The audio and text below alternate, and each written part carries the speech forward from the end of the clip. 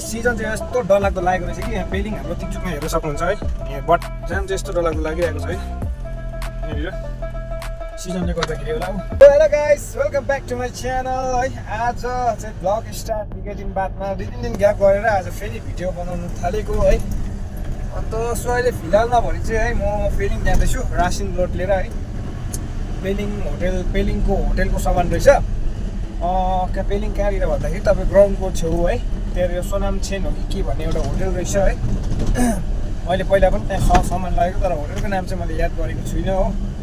So भर्खर load गरेर चाहिँ अहिले फिलहालमा उकालो लिएर जाँदैछु। फिलहालमा भने चाहिँ तपाईँको सेन्ट मेरिज कटेर अलिक माथिल्लोपट्टि आइपुगिसकेको छु है। अन्त अघि बिहान पनि एक ट्रिप पुरैकन आएको। लाङाङको 2 ट्रिप थियो है। लाङाङको लोड 2 ट्रिप नभ्याउने कारणले चाहिँ फेरि एक ट्रिप लाङाङ गएर एक ट्रिप फिलहालमा पेलिङ अहिले जाँदैछु है।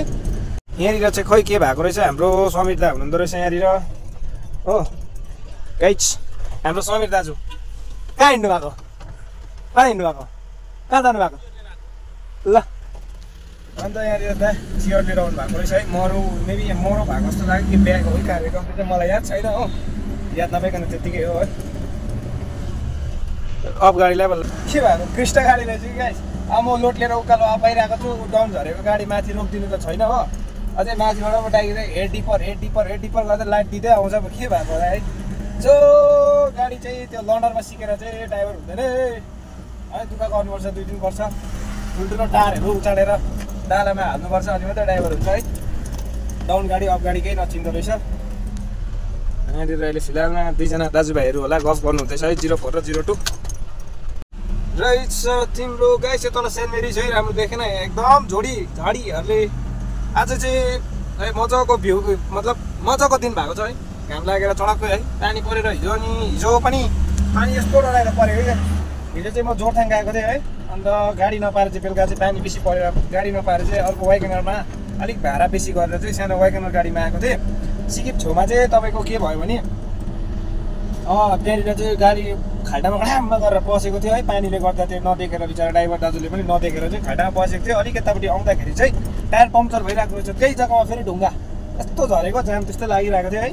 अन्त हतार टायर सायर फेरेर फेरि त्यो बाटो चाहिँ अब यस्तो बिचको क्रस गरेको ढुङ्गाहरू बढाउँ गर्दा अत्ता ढुङ्गा झर्दै थियो है यत्तिकै। अन्त कामले गएको थिएँ हिजो जोरथाङ चाहिँ है। सिजन चाहिँ यस्तो डरलाग्दो लागेको रहेछ कि यहाँ पेलिङ हाम्रो टिकचुकमा हेर्न सक्नुहुन्छ है।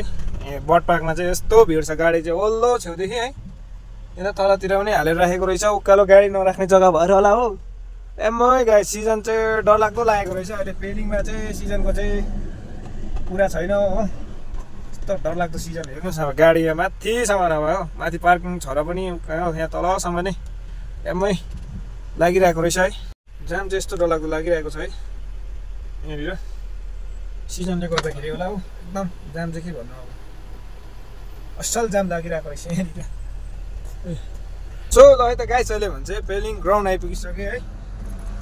अन्त यहाँ पर कहाँ हुन्छ होटेलको भन्ने चाहिँ है, मेबी यो पर जस्तो लाग्यो मलाई। होटेल सोनाम छेन गाइस, देखेँ मैले यहाँ पर रहेछ है। यो चाहिँ पेलिङ स्कुलको ग्राउन्ड तपाईँको है। यहाँबाट चाहिँ बाटो अलिकति रफ छ नि त, ढुङ्गाको सोलिङ गरेको छ है। त्यही कारणले गर्दाखेरि पुरा गुन्द्रुङ छ गाइस हो। के गर्नु प्रेस बाटो यो अगाडि सिधै देख्दै गरेको छ नि गाइस, यो बिल्डिङको हो, यो होटेलको है। सो ल है त अहिले आइपुगिसकेको छु। होटेल चाहिँ यही रहेछ, सोनाम छेन भन्ने है, होटेल सोनाम छेन।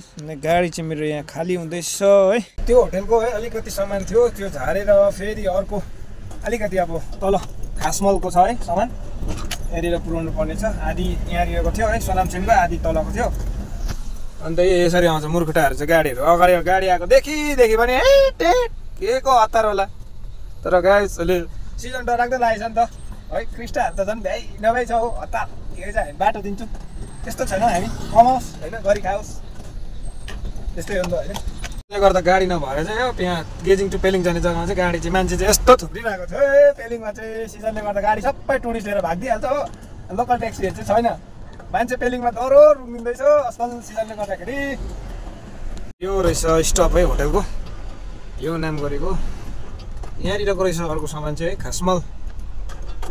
अहिले है तल खासमलबाट पनि खाली गरेर अहिले उकालो जाँदैछु है। गेजिङतर्फ। यसमा चाहिँ आर्ट दामी गरिदिएको रहेछ गाइस, हेर्नुहोस् न है। आर्टिस्टहरूलाई चाहिँ क्या आर्टको जोरबाट चाहिँ नि एउटा पेन हो कलर चाहियो बास, जहीँ पनि आर्ट गरिदिइहाल्छ है। एकदम दामी लाग्यो है, आर्ट दामी मजाको बनाएको छ ढुङ्गामाथिबाट है। यो माथि देख्दै गरेँ खासमलको गुम्फा है। यो त तामाङ गुम्फा हो कि न त खै भोटे जस्तो लाग्यो, त्यो चाहिँ एक्ज्याक्टली मलाई पनि याद भएन है। अन्त अब गएर गेजिङमा काम छैन हो, बेलुका फेरि एउटा लोड छ लाङ्गाङको, बिहान नगरेको लोड है नभ्याएर।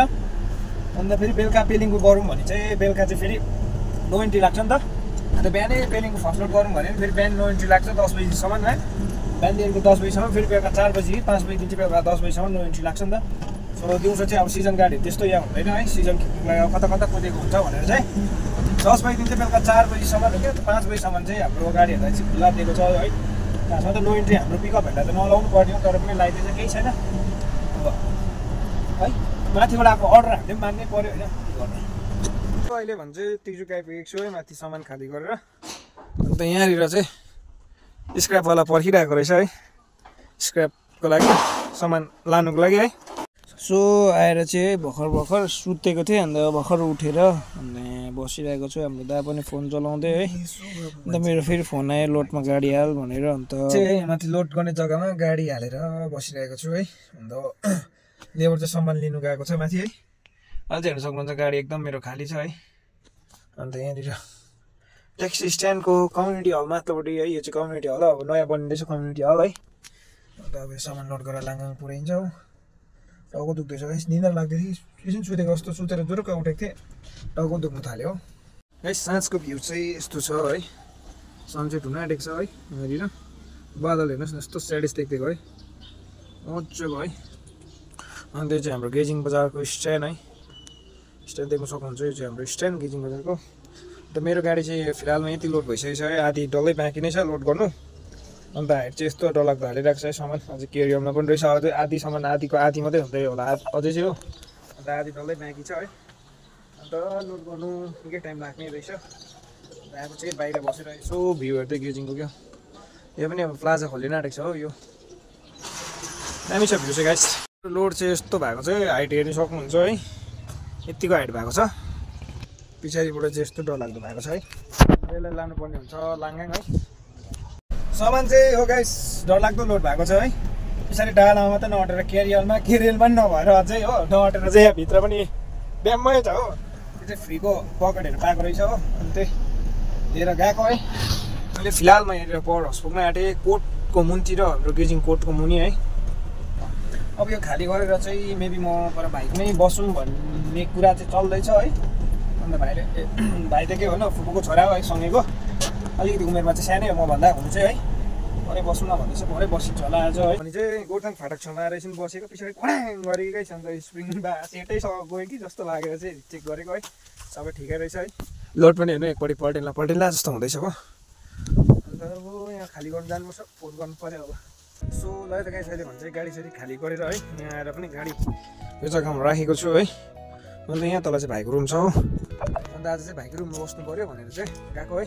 सो गाइस ब्लगलाई म आज यही गर्नेछु। सो नेक्स्ट ब्लग आज ब्लगलाई हेरेर माया सपोर्ट गरिदिनुहोस् है, इन्जोय गरिदिनुहोस् है। यो चाहिँ मेरो डे बाई डे ब्लग है, ड्राइभरको जिन्दगी के कस्तो छ है, कस्तो के छ भन्ने अब एउटा भिडियो है।